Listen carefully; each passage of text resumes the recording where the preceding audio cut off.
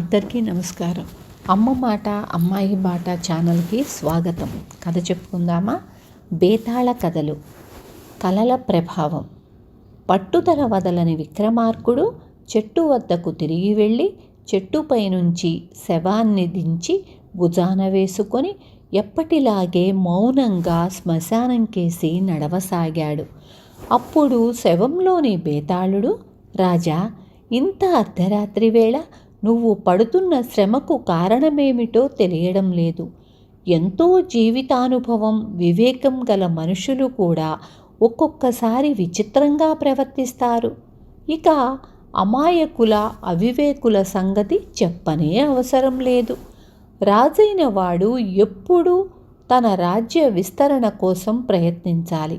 అలాగే వ్యాపారి ధనార్జన కోసం ఎప్పటికప్పుడు కొత్త మార్గాలు వెతుక్కోవాలి.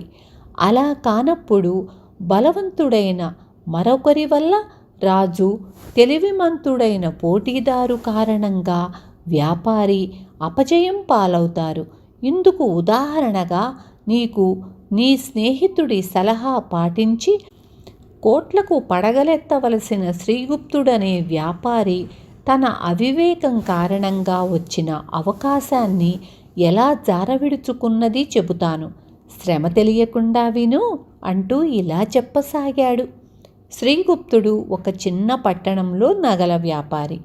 అతడికి రాజధాని నగరంలో శ్రీకంఠుడు అనే చిన్ననాటి స్నేహితుడున్నాడు. శ్రీకంఠుడు నగరంలోని గొప్ప ధనికుల్లో ఒకడు. అతడికి సముద్ర వ్యాపారం ఉంది. అతడు ఒకసారి శ్రీగుప్తుణ్ణి చూడవచ్చాడు. శ్రీగుప్తుడి నగల వ్యాపారం లాభసాటిగానే జరుగుతున్నదని శ్రీకంఠుడు తెలుసుకున్నాడు.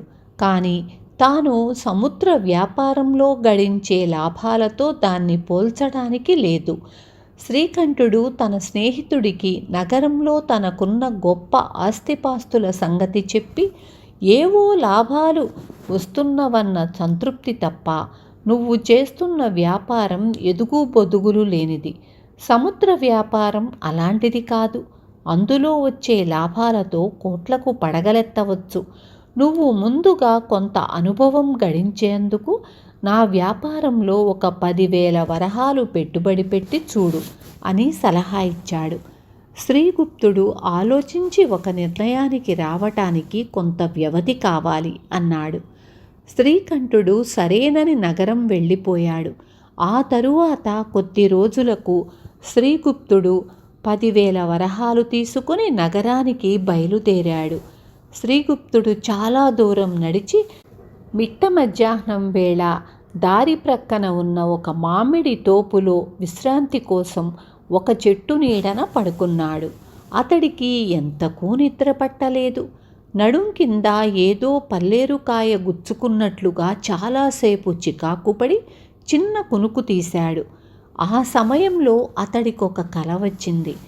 అతను ఒక సముద్రపు ఒడ్డున ఉన్నాడు. తీరంలో నీళ్ల మీద తేలియాడుతూ అతడికొక అందమైన ఓడ కనిపించింది. అది మొత్తం బంగారంతో నిర్మించటం వల్ల దగదగా మెరిసిపోతున్నది.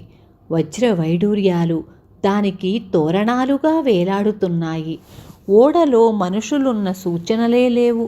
అలాంటి విలువైన దాన్ని తన సొంతం చేసుకోవాలన్న ఆశతో శ్రీగుప్తుడు సముద్రంలోకి దూకి ఓడకేసి ఈదుకుంటూ పోసాగాడు. క్రమంగా అతడిలో శక్తి నశించిపోయి కాళ్ళు చేతులు ఆడించలేని స్థితికి వచ్చాడు. అలాంటి సమయంలో ఒక వికృతాకారిణి అతడి 2 కాళ్ళు ఒడిసి పట్టుకుంది. ప్రాణభయంతో శ్రీగుప్తుడు, ఎవరు నువ్వు, ఎందుకు నన్ను పట్టుకున్నావు అని ఆ వికృతాకారిని అడిగాడు. నేను దరిద్రదేవతను. ఇంతకాలంగా నిన్ను పట్టుకోవడం నాకు సాధ్యపడలేదు. ఈ తరుణంలో చిక్కావు అంటూ దరిద్రదేవత వికటంగా నవ్వింది. శ్రీగుప్తుడు దాని పట్టు విదిలించుకోవాలని నానాశ్రమ పడ్డాడు.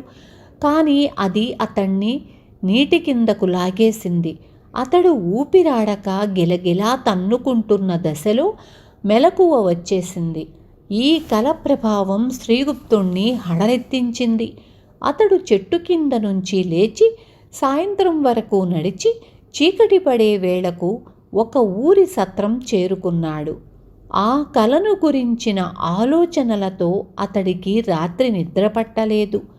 సముద్ర వ్యాపారంలో పెట్టుబడి పెట్టే ధనం గంగపాలని ఆ కల హెచ్చరించినట్లుగా అతడు భావించాడు.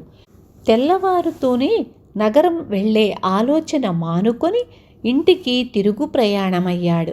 ఈసారి మంచి ఎండకు అతడొక చెరువుగట్టు చేరి అక్కడున్న రావి చెట్టు కింద పడుకున్నాడు.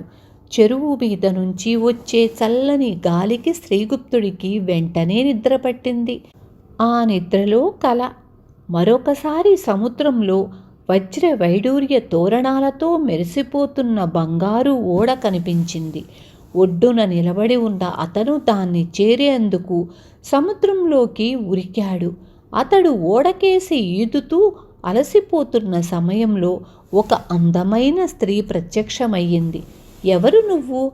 నా దారికి అడ్డం రాకు అన్నాడు శ్రీగుప్తుడు కోపంగా ఆ స్త్రీకేసి చూస్తూ. ఆ స్త్రీ నెమ్మదిగా చిన్నగా నవ్వి, నేను అదృష్టదేవతను. ఇంతకాలంగా ఏనాడూ పనిగట్టుకొని నీ దగ్గరకు రావలసిన అవసరం కలగలేదు. ఇప్పుడు అవసరం వచ్చింది అంటూ శ్రీగుప్తుడి చెయ్యి పట్టుకుంది. ఆ తరువాత అతడు ఈదవలసిన శ్రమ తప్పింది. ఆమె అతణ్ణి ఓడ లోపలి భాగంలోకి తీసుకుపోయి అదృశ్యమయ్యింది. అక్కడ కనిపించిన దృశ్యం శ్రీగుప్తుడికి ఎక్కడలేని ఆశ్చర్యం కలిగించింది.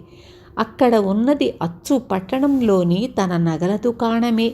ఆ మరుక్షణం అతడికి మెలకువ వచ్చింది.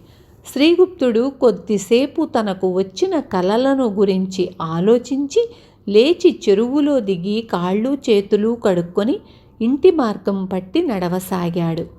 బేతాళుడు ఈ కథ చెప్పి, రాజా, శ్రీగుప్తుడి ప్రవర్తన వింతగా లేదా? అతడు కలలో దరిద్రదేవత కనిపించినప్పుడు సముద్ర వ్యాపారం వద్దనుకున్నాడు. అదృష్టదేవత కనిపించినప్పుడు కూడా వద్దనుకున్నాడు. భిన్నమైన రెండు కలల పట్ల అతడి నిర్ణయం ఒకటే కావడం ఆశ్చర్యంగా లేదా? దరిద్ర అదృష్ట దేవతలిద్దరూ అతడి అభిప్రాయంలో సమానులన్నట్లు కనపడుతున్నది. ఇంతకన్నా మూర్ఖత్వం, అవివేకం మరెక్కడైనా ఉంటుందా? అతడు స్నేహితుడి సలహాను పాటించకపోవడానికి కారణం కలల ప్రభావం కాక మరేదైనా కారణం ఉన్నదా? ఈ సందేహానికి సమాధానం తెలిసి కూడా చెప్పలేకపోయావో నీ తల పగిలిపోతుంది అన్నాడు. దానికి విక్రమార్కుడు, సాధారణంగా మనిషి లౌకిక జీవి. మనస్సును ఆశ, దురాశల్లాంటివి పట్టి పీడిస్తున్నా పరమ మూఢుల సంగతి ఏమో కానీ వివేకం ఉన్నవాడు వాటిని అదుపులో ఉంచుతాడు.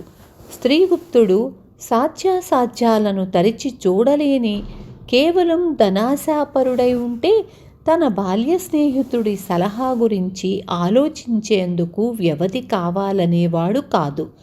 సముద్ర వ్యాపారంలో కోట్లు గడించిన వాళ్లతో పాటు కోట్లు పోగొట్టుకున్న వాళ్ళు కూడా ఉంటారనేది శ్రీగుప్తుడి లాంటి వ్యాపారికి తెలిసిన సంగతే. మామిడి తోపులో కలలో కనిపించిన దరిద్రదేవత, చెరువుగట్టున కలలో కనిపించిన అదృష్టదేవత శ్రీగుప్తుడి మనసులో సాగుతున్న తర్క వితర్కాలకు ప్రతిరూపాలు. దరిద్రదేవత చేసిన పని అతడికి భయం కలిగించింది.